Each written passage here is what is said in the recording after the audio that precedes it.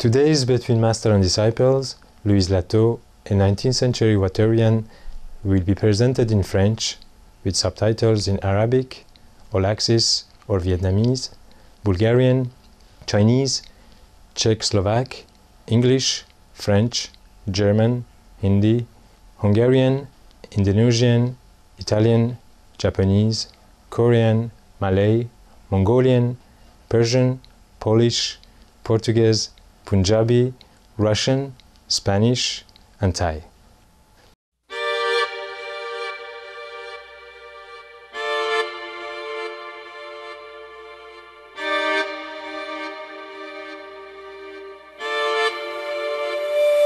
Dans les Saintes Écritures, le corps humain est souvent décrit comme étant le temple de Dieu. Mais le fait que l'âme parvienne à avoir une demeure sacrée qui héberge le divin est là un privilège rare. En effet, renaître en tant qu'être humain est une vraie bénédiction. Sur le même thème, et à de nombreuses occasions, le Maître suprême Ching Hai a parlé de la rareté de ce phénomène. To be reincarnate in the human world is hard. You have to have enough human quality. You have to have affinity with the parents, yeah, and with the society, with the people around which you were born. And very difficult. To be a human, you need some merit.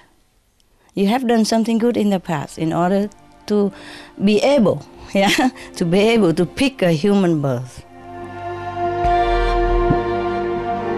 Le corps humain est le temple vivant de Dieu, et il est donc équipé de nombreux miracles qui peuvent être réveillés chez ceux qui sont tournés vers la spiritualité et ont une foi complète dans le Créateur.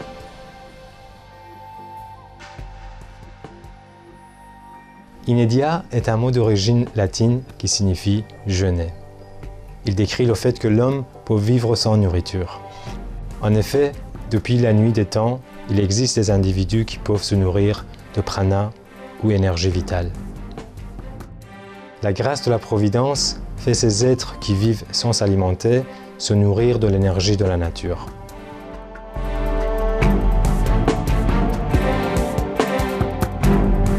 They live on the chi, from the ground, or from the forest, and from the sun and from the air. They make use of all that.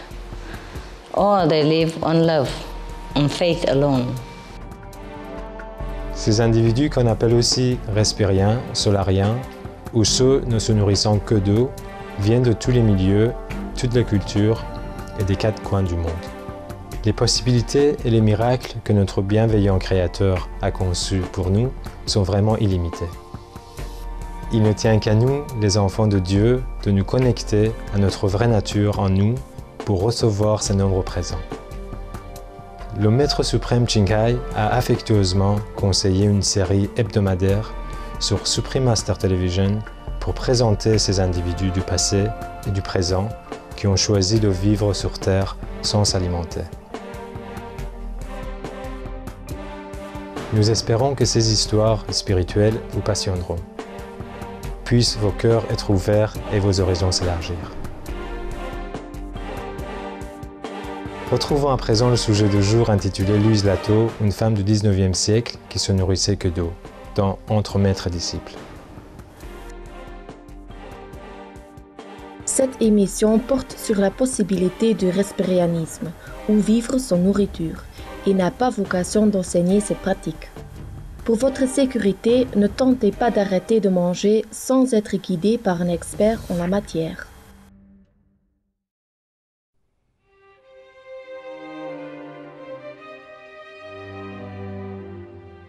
Bonjour téléspectateurs héroïques, bienvenue dans Entre maître et disciple sur Supreme Master Television. La semaine dernière, nous avons visité l'Italie du XIVe siècle pour nous pencher sur la vie de Sainte Catherine de Sienne, qui a vécu sans s'alimenter pendant plus de 8 ans.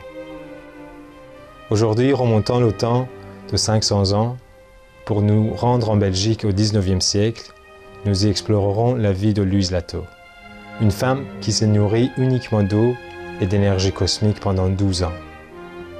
De nombreux médecins, scientifiques, professeurs, évêques et hommes du clergé ont vérifié sa capacité à vivre sans s'alimenter et ses stigmates, qui sont des marques corporelles ressemblant aux blessures infligées à Jésus lors de la crucifixion. Concernant son inédit, Pamela Ray Heath, l'auteur du livre de P.K. Zone, où le domaine de la psychokinésie, a écrit au sujet de Louise.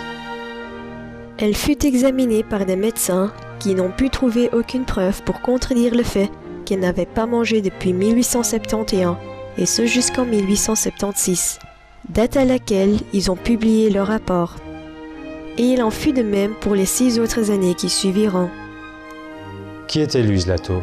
Quel genre de vie a-t-elle mené? Rendons-nous en Belgique au XIXe siècle pour le découvrir.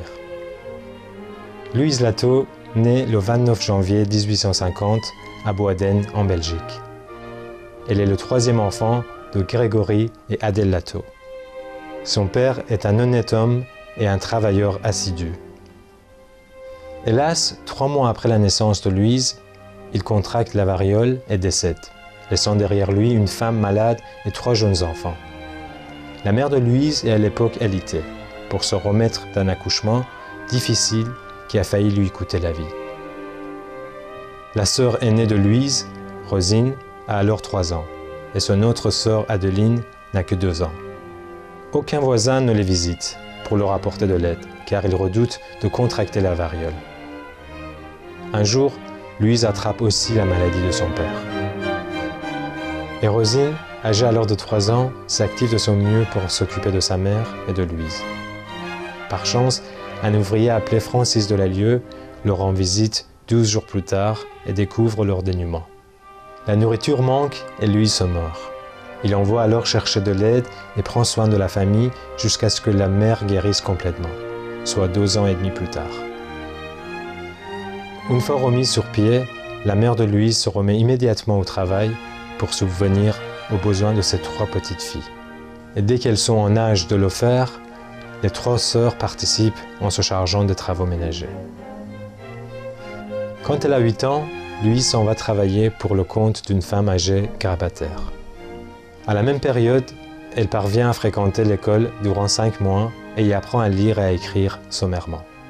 À 11 ans, elle part pour le village de Manage afin de s'occuper de la tante de son père, la veuve Coulon.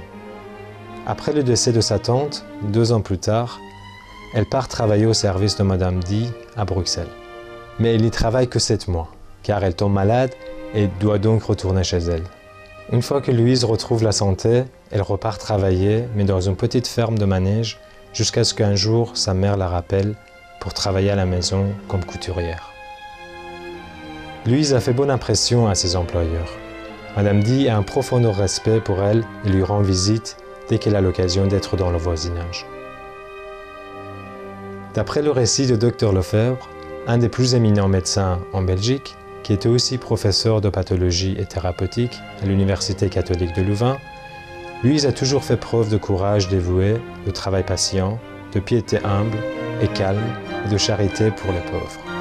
Sa bonté et son dévouement sont par exemple illustrés dans les soins qu'elle apporte aux malades. En 1866, le village de Boaden connaît une épidémie de choléra. Le prêtre de la paroisse fait souvent appel à elle pour s'occuper des patients. Et Louise prend sa tâche à cœur. Elle se dévoue patiemment, soignant des dizaines de patients en 1 mois, allant jusqu'à pratiquer les dernières cérémonies pour ceux en fin de vie, préparer les corps et même les transporter jusqu'au cimetière. Elle continue à se donner entièrement à la tâche jusqu'à la fin de l'épidémie. Une fois terminée, elle retourne tranquillement chez elle dans l'anonymat. S'il vous plaît, restez sur Supreme Master Television. Entre maître et disciple revient dans un instant.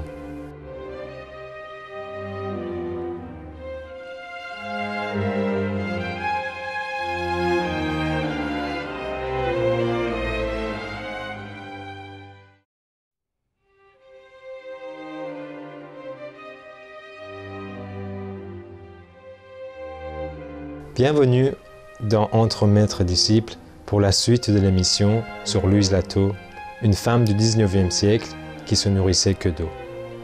La vie ordinaire de Louise change de tout au tout quand elle atteint l'âge de 18 ans et tombe gravement malade, souffrant d'atroces douleurs névralgiques dans toutes les parties de son corps. Durant tout le mois de mars, elle mange et boit à peine.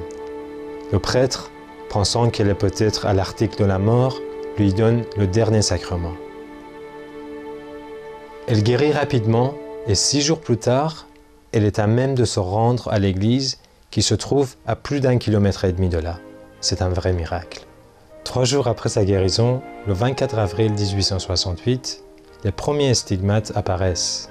À compter de ce jour, les stigmates apparaissent régulièrement tous les vendredis.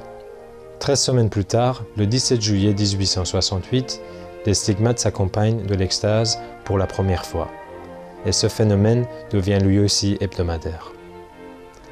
À la même période, Louise commence à perdre l'appétit et peu à peu, elle cesse complètement de s'alimenter. Dans son livre « Il portait les blessures de Christ », Michael Fries décrit l'alimentation frugale de Louise en ces termes. Enfant déjà, Louise montrait des signes de grâce mystique inhabituels. L'une était l'inédit, ou le fait de ne pas se nourrir. Selon le docteur Lefebvre, c'est parce que la famille de Louise était pauvre qu'elle ne prenait qu'un petit café avec un peu de lait le matin, un peu de soupe l'après-midi et quelques légumes le soir. Louise n'a jamais mangé de viande. C'est quand les stigmates se mettent à apparaître qu'elle développe peu à peu l'inédit. Bien qu'elle se passe de nourriture, hormis l'hostie consacrée qu'elle prend chaque semaine, à l'instar de Giribala, Devraha Baba et Thérèse Neumann, Louise reste en bonne santé. En avril 1868, à l'âge de 18 ans, année où apparaissent pour la première fois les stigmates, divers problèmes physiques la contraignent à se nourrir moins. Et dès l'apparition des stigmates, elle cesse complètement de manger les vendredis. À partir du 3 mars 1871, Louise ne peut plus ingérer la moindre nourriture sans que cela ne la rende malade ou que son corps ne la rejette. Durant tout ce temps, elle ne prend que l'Eucharistie et ne perd pas de poids ni ne voit sa santé se dégrader. La nouvelle des miracles de ces stigmates et de son inédit se répand très vite. Les gens accourent de tout le pays et des 4 coins du monde pour lui rendre visite et pour voir le mode de vie extraordinaire de Louise. Des médecins, des scientifiques, des évêques et hommes du clergé, des nobles et beaucoup d'autres viennent lui rendre visite. Les autorités de l'Église envoient même le docteur Lefebvre pour vérifier et attester des miracles de Louise. Il passe 18 mois avec de nombreux autres médecins à lui faire passer maintes examens. Le docteur Lefebvre publie ensuite le rapport le plus complet qui soit, prouvant son inédit et la réalité de ses stigmates. 5 ans après la fin des expériences et des examens, il lui rend à nouveau visite et confirme une fois de plus que Louise a bel et bien cessé de s'alimenter et qu'elle est en bonne santé. C'est la même personne qu'en 1868. Seulement, ses traits sont mieux accentués, elle n'a pas maigri, ses muscles sont fermes, elle a le teint frais, la peau nette, son pouls est de 68 battements par minute, il est régulier, souple, complet, sa respiration est calme, la langue est fraîche et nette. Je lui demande ce qu'elle mange et elle me répond. Je ne sens pas le besoin de manger et comme les aliments me dérangent, on m'a permis depuis longtemps de ne plus manger. Vous ne mangez alors plus rien du tout ? Non, monsieur. Adeline, la sœur de Louise que j'ai questionnée à cet égard, m'a également confirmé cette abstinence totale. Dans son livre, Pamela Ray-Heath inclut un extrait d'un écrit d'Herbert Thurston qui avait consigné la validité de l'inédit de Louise. Cette abstinence a continué jusqu'à sa mort en 1883. Il est admis par pratiquement tous les nombreux médecins concernés par ce cas. Certains étaient plus ouverts et d'autres plus hostiles, que pas une seule preuve n'a pu être produite pour venir jeter le trouble sur la déclaration faite par Louise, ses sœurs et ses confesseurs, que durant toutes ces années, elle n'a pris aucune nourriture. Bien qu'elle ne soit pas alimentée, Louise boit 4 verres d'eau chaque semaine.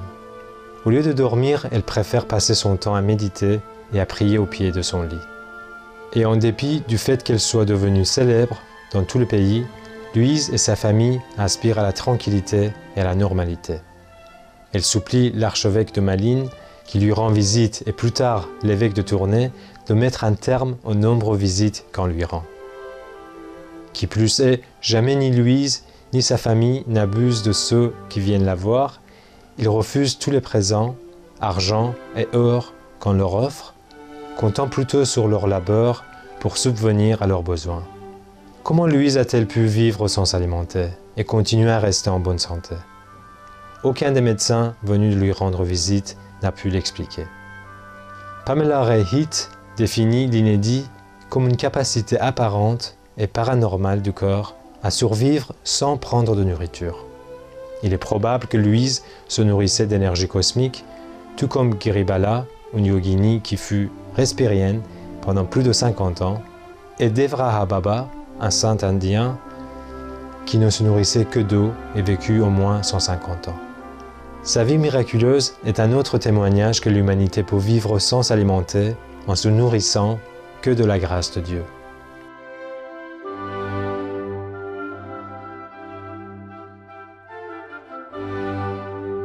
Merci téléspectateurs charitables de nous avoir rejoints aujourd'hui dans Entre Maîtres et Disciples.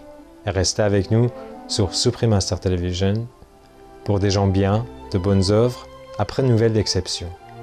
Au revoir et que Dieu vous bénisse. Thank you, charitable viewers, for joining us today for Between Master and Disciples.